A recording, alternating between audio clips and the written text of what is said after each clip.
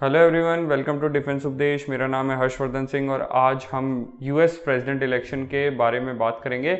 So let us begin.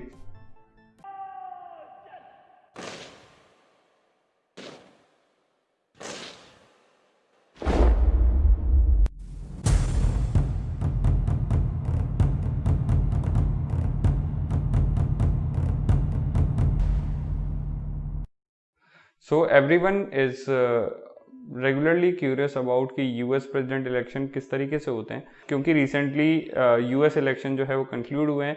इस वजह से आज इस वीडियो को जो है वो आपके सामने पेश कर रहा हूँ।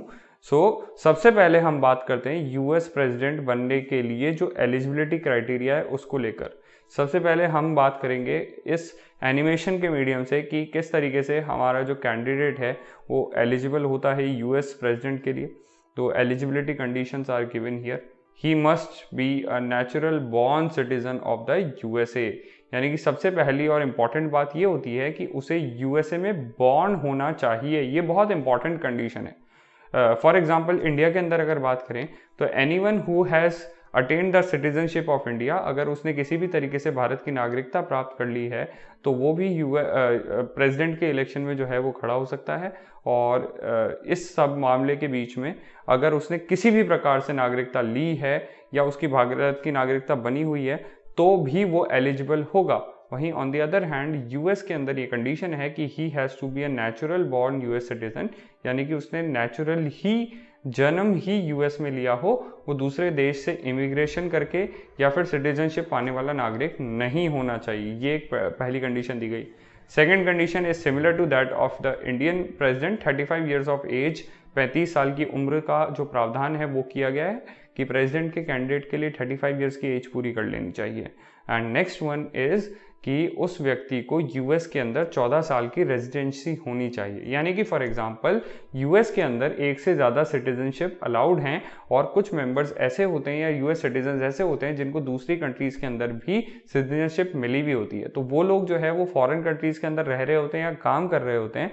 अगर वो प्रेसिडेंट इलेक्शन लड़ना चाहते हैं तो वो 14 साल तक यूएस में रहें, ये कंडीशन भी पूरी करनी होती है। With this, our candidate who is shown here is eligible. Now वो प्रेसिडेंट का इलेक्शन लड़ना चाहता है या लड़ सकता है। हम आते हैं सेकंड स्टेज पे। Second part is known as the primaries and caucuses. Primaries and caucuses क्या होते हैं? ये एक बहुत ही इंपॉर्टेंट एस्पेक्ट है यूएस इलेक्शन प्रोसेस का।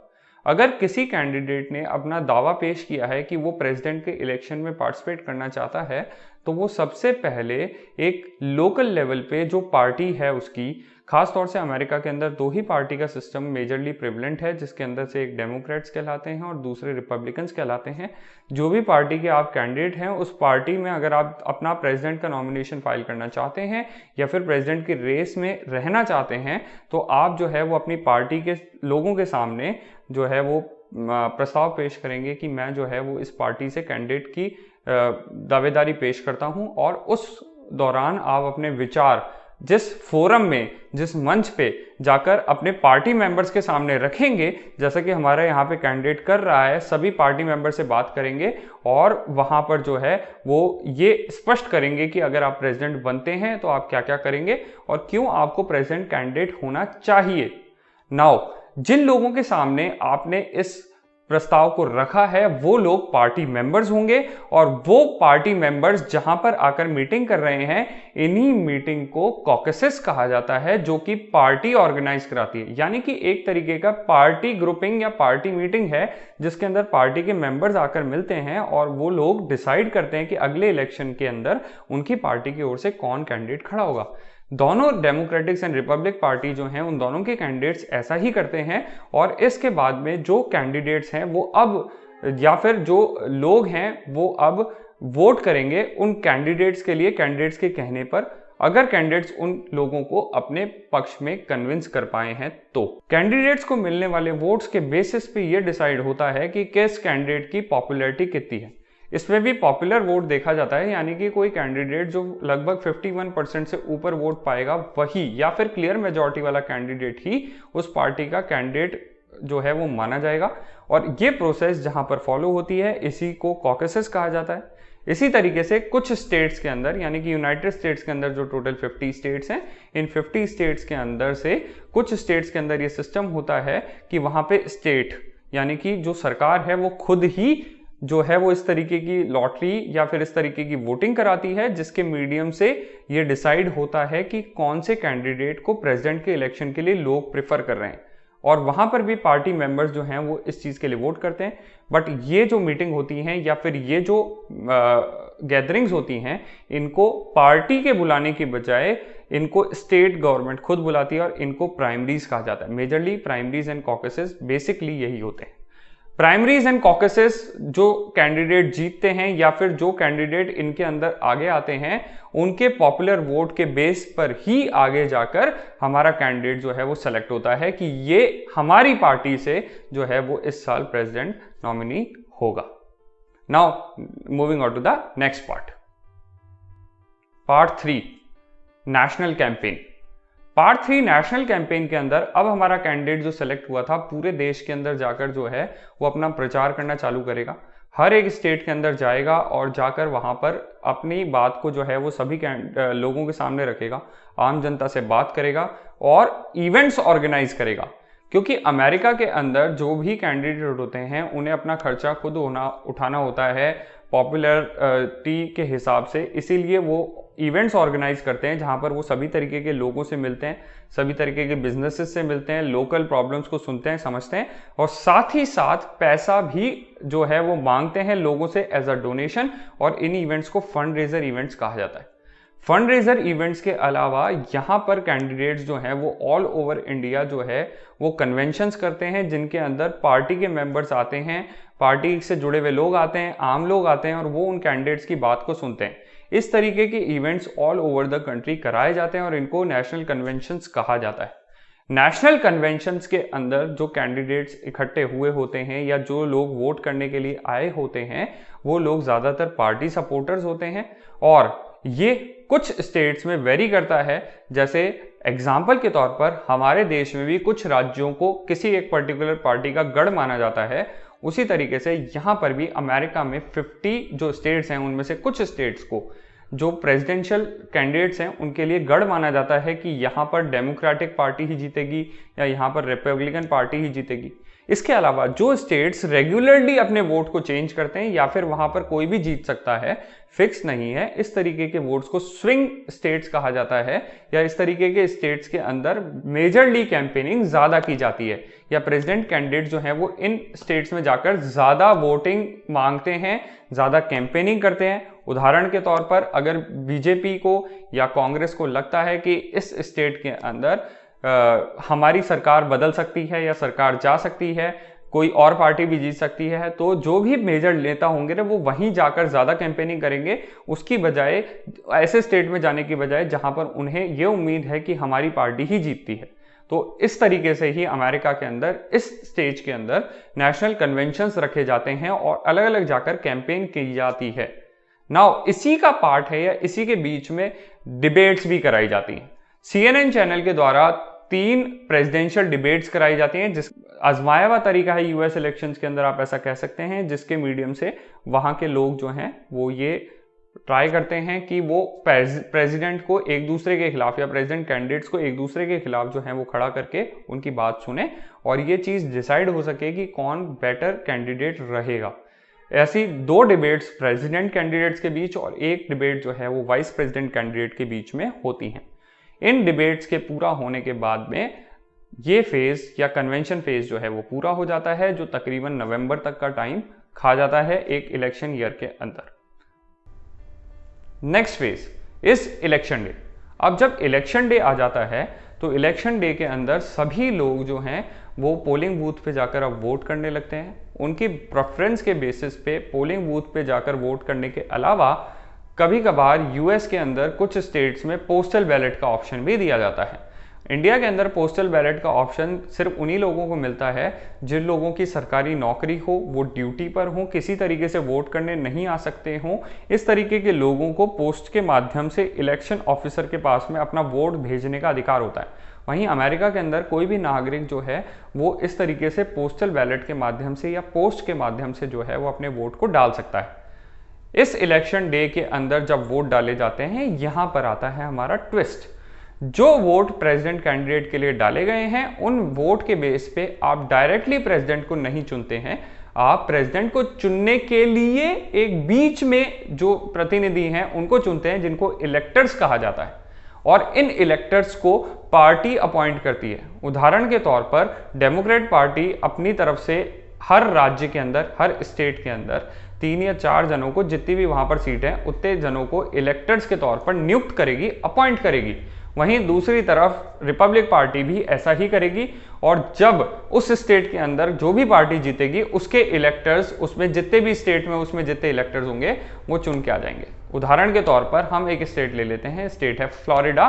फ्लोरिडा स्टेट के अंदर मान लीजिए 10 जो हैं वो रिप्रेजेंटेटिव्स हैं, 10 इलेक्टर्स हैं या 10 सीट्स हैं। अब अगर उस स्टेट के अंदर जो बाइडन हैं उनकी जीत होती है, तो जो बाइडन की पार्टी के जीतने पर 10 के 10 इलेक्टर्स जो हैं वो इनकी पार्टी के चुन लिए जाएंगे, यानी कि डेमोक्रेट्स के चुन लिए जाएंगे, और वो 10 जने फाइनली जाकर प्रेसिडेंट के चुनाव में वोट करेंगे। यही सिस्टम कुछ इंडिया की तरह है, बट इंडिया में हम जिन लोगों को डायरेक्टली वोट करते हैं और वो प्रेसिडेंट के लिए वोट करते हैं, वो हमारे चुने हुए प्रतिनिधि यानी कि लोकसभा और राज्यसभा मेंबर्स होते हैं। वहीं अमेरिका के अंदर ऐसा नहीं होता। अमेरिका के अंदर इन लोगों का काम सिर्फ प्रेसिडेंट को चुनने मात्र का ही होता है, यानी कि जब लोगों ने वोट डाला तो उनके वोट से कुछ लोग प्रतिनिधि के तौर पर आए, और वो प्रतिनिधि हर स्टेट में जितने भी हैं उसके हिसाब से वो प्रेसिडेंट के लिए वोट करेंगे। इनकी टोटल संख्या 538 है, और इसके बेस पे जो है वो 270 में वोट्स की मेजॉरिटी होती है। जिस कैंडिडेट ने ज़्यादा से ज़्यादा इलेक्टर्स, यानी कि ज़्यादा से ज़्यादा जिस पार्टी के इलेक्टर्स चुन के आए हैं राज्य के अनुसार, स्टेट के वाइज, उसके प्रेसिडेंट बनने के चांसेस होते हैं। And finally we get to see the president. इसका इनॉग्रेशन सेरेमनी जो है वो नाम दिया गया है, और इनॉग्रेशन सेरेमनी जो है वो जनवरी के अंदर होती है, और इसी के साथ में नया प्रेसिडेंट जो है वो 4 साल के लिए या 4 इयर्स के टर्म के लिए जो है वो इलेक्ट होता है। अमेरिका के अंदर जो प्रेसिडेंट बनता है वो 2 ही बार प्रेसिडेंट बन सकता है, उसके बाद में वो प्रेसिडेंट नहीं बन सकता। If anyone has completed 4 years twice, यानी कि 2 बार अगर उसने 4 साल का कार्यकाल पूरा कर लिया है, तो उस व्यक्ति को जो है फिर से प्रेसिडेंट बनना अलाउड नहीं है। With this we get the president of the United States of America.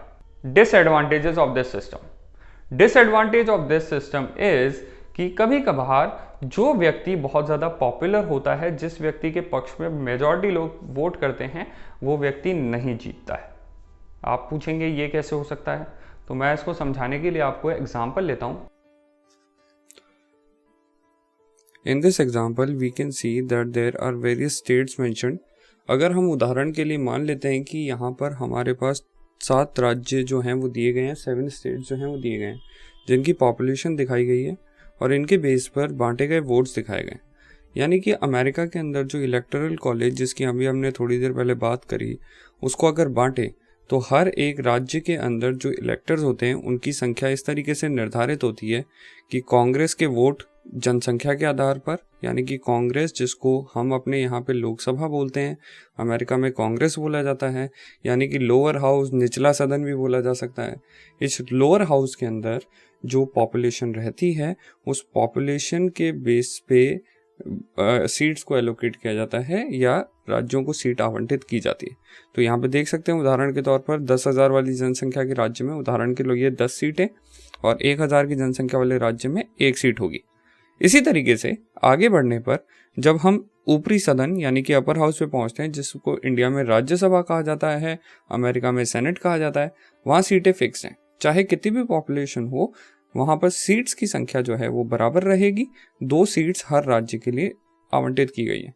इसीलिए सेनेट की सीट 100 होती हैं और अमेरिका में 50 राज्य हैं।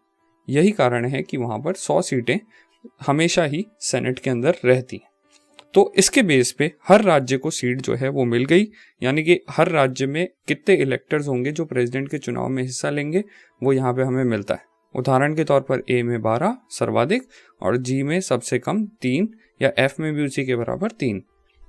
अब इन आंकड़ों को देखने के बाद में अब आपको ये चीज समझ में आ गई होगी कि अब ये जो आखिरी के टोटल 12, 11, 10, 7, 4, 3 और 3 ये सब लोग हैं, ये मिलकर ही प्रेसिडेंट का चुनाव करेंगे या प्रेसिडेंट के चुनाव में हिस्सा लेंगे। तो हमारे पास में टोटल आंकड़ा जो पहुंचता है वो 50 पहुंचता है। नाउ नेक्स्ट स्लाइड पे जाने पर या नेक्स्ट पिक्चर पे जाने पर हमें ये चीज़ समझ में आती है कि इस आंकड़ों को अगर ब्रेक डाउन करूं तो एक नई छवि देखने को मिलेगी। अगर कोई व्यक्ति 19,000 वोट पा लेता है, यानी कि अगर 2 पहले राज्य भी जीत जाता है, तो उसको कुल मिलाकर 19,000 लोगों का समर्थन है, वोटिंग मिल रही है। हालांकि प्रेसिडेंट के इलेक्शन के लिए जब इलेक्टर्स वोट करने जाएंगे तो वो 23 ही पहुंचेंगे। वहीं दूसरी तरफ दूसरी स्थिति के अंदर जिसने सबसे नीचे वाले राज्यों को जीत लिया हो, उस व्यक्ति ने 18,000 जनों का वोट पाया होगा, बट फिर भी उसको इलेक्टर्स 27 मिल जाएंगे। यानी कि कहने का मतलब है 19,000 वोट पाने वाला व्यक्ति नहीं जीतेगा, जबकि 18,000 वोट पाने वाला व्यक्ति जीत जाएगा। यही इस सिस्टम की सबसे बड़ी खामी है। इसके अनुसार सबसे ज़्यादा प्रतिनिधित्व, सबसे ज़्यादा रिप्रेजेंटेशन होने के बावजूद भी कोई आदमी इलेक्शन हार सकता है। यही सिस्टम जो है वो इसका सबसे बड़ा ड्रॉबैक है, सबसे बड़ी विफलता है, और इसीलिए इसको एक डेमोक्रेसी नहीं कहा जा सकता। वहीं भारत के अंदर जो सिस्टम फॉलो होता है, इंडिया के अंदर जो सिस्टम फॉलो होता है, उसमें सबसे ज़्यादा वोट पाने वाला व्यक्ति ही जीतता है। With this I would like to conclude this video. मैं आप ही सभी से लोग जो हैं उन सब से जो है वो विदा लेना चाहूँगा। मैं आप लोगों को ये भी बता दूं कि मैं पावर माइंड इंस्टीट्यूट के साथ में करंट जीके की क्लासेस ले रहा हूं। जो स्टूडेंट्स उसमें इंटरेस्टेड हैं, आपको लिंक डिस्क्रिप्शन में मिल जाएगा। आप मुझे फेसबुक पे ज्वाइन कर सकते हैं, आप मुझे टेलीग्राम पे मैसेज भी कर सकते हैं। Links are in the description. और इसी के साथ please like, share and subscribe. Thank you.